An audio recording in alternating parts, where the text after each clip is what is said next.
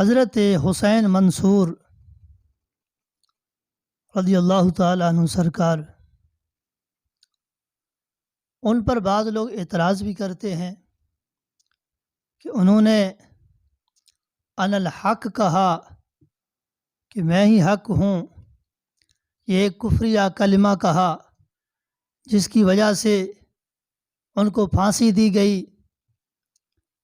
تو اصل میں انہوں نے انا الحق نہیں کہا تھا، انہوں نے کہا تھا انا الاحق، کہ میں ہی احق ہوں، جس کو اعلیٰ حضرت رضی اللہ تعالی عنہ سرکار نے فتاوی رضویہ میں ذکر کیا۔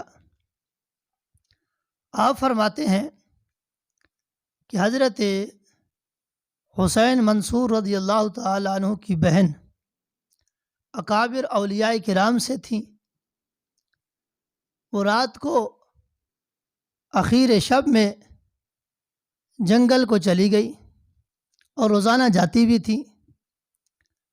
تو ایک دن حضرت حسین منصور بیدار ہوئے تو دیکھا کہ بستر پر ان کی بہن نہیں ہے۔ تو آپ سرکار جب بیدار ہوئے تو کچھ پریشان بھی ہوئے۔ تو شیطان مردود نے ان کے دل میں یہ وسوسہ ڈالا کہ معاذ اللہ، آپ کی بہن جو ہے وہ جنگل میں چلی جاتی ہے۔ پھر حضرت حسین منصور دوسرے دن جان بوجھ کر جاگتے رہے، ساری رات جاگتے رہے۔ جب ان کی بہن حسب معمول اٹھی اور جنگل کی طرف روانہ ہوئی تو حضرت حسین منصور بھی ان کے پیچھے پیچھے چلتے گئے۔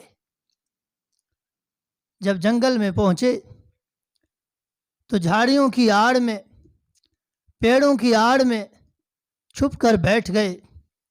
ان کی بہن چلی گئی۔ جنگل میں وہ اللہ اللہ کرتی رہی، ذکر و اذکار کرتی رہی۔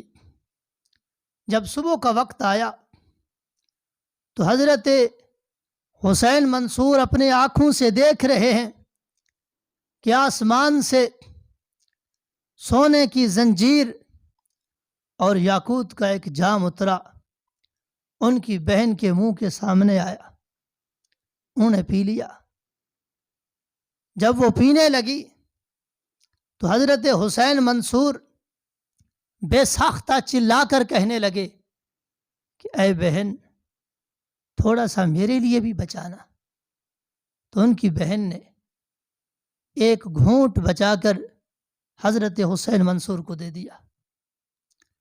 جیسے انہوں نے اس یاقوت کے جام کو اپنے منہ سے لگایا، اس پانی کا، اس جام کا اندر جانا تھا کہ شجر و حجر، در و دیوار سے آواز آنے لگی، کون زیادہ حقدار ہے، کون احق ہے جو اللہ کی راہ میں قتل کیا جائے۔